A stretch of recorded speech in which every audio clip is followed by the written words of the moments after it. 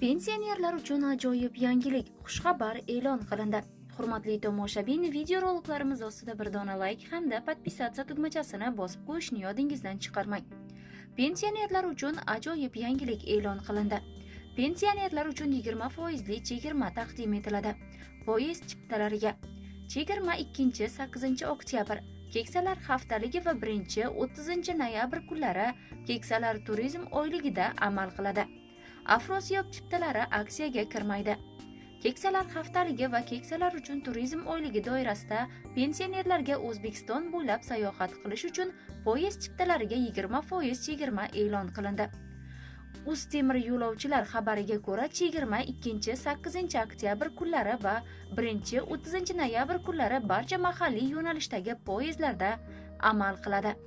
Chegirma O'zbekiston fuqarolariga 55 yoshdan oshgan ayollar va 60 yoshdan katta erkaklarga amal qilishi aytilgan.